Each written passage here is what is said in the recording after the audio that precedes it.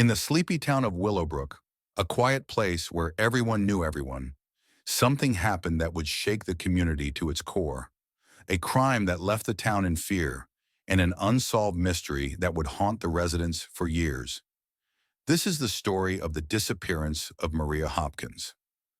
Maria Hopkins was an ordinary woman, living in an ordinary town. She had a steady job as a librarian in a small circle of close friends. Nothing about Maria's life seemed out of the ordinary, until one fateful night. On the night of June 14th, 1997, Maria told her best friend Jane that she would be staying home, watching a movie and relaxing. But when Jane called her the next morning, there was no answer. Concerned, she drove over to Maria's house, only to find that the front door was unlocked. Inside, there was no sign of a struggle, no evidence of a break-in.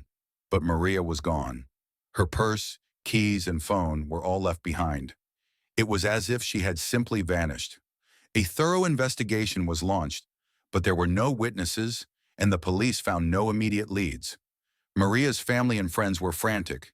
Theories about what might have happened began to spread through Willowbrook. Some believed she had run away, others speculated foul play. But the most chilling theory was that someone from the town knew Maria, someone who might have been hiding in plain sight. Over the weeks that followed, rumors spread that Maria had been seeing someone, a man named Peter Reynolds, who worked as a mechanic at the local garage. Peter was known in the town, but no one seemed to know much about his personal life. A quiet man, he had lived in Willowbrook for a few years, but no one could recall him ever being involved in any significant relationships or activities. His history was a mystery. Peter became the prime suspect. He had been one of the last people to see Maria before she disappeared. However, there was no concrete evidence to tie him to her disappearance. The police couldn't find any physical proof that he had harmed her, and his alibi for the night of her disappearance seemed solid. Despite the suspicions, the case slowly began to stall. Time passed and the town began to move on. But Maria's family never gave up. Her mother, in particular, refused to let go. She kept pushing the police for answers, tirelessly researching, speaking to anyone who might have seen something, no matter how small. And then, nearly 2 years later, a breakthrough came. Detectives discovered something that had been overlooked, a series of strange phone calls made from Maria's phone just days before her disappearance. The calls were traced back to a nearby town where an unknown number had repeatedly dialed her phone. The calls came from a payphone near a truck stop. Who would have known Maria's number, and why would they be calling her so often? As they dug deeper into the calls, the detectives learned something shocking. The person who had been calling Maria from the payphone was none other than Peter Reynolds. But Peter had a strange explanation.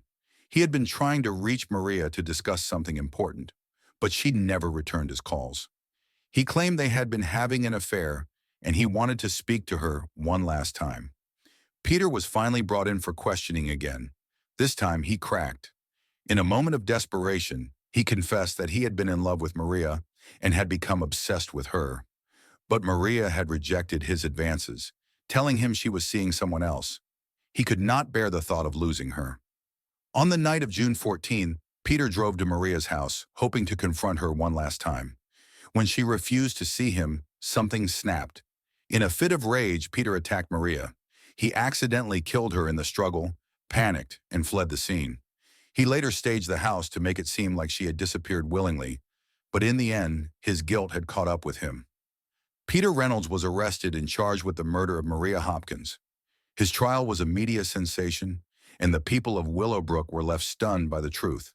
The quiet mechanic, who had seemed so ordinary, had been hiding a dark secret.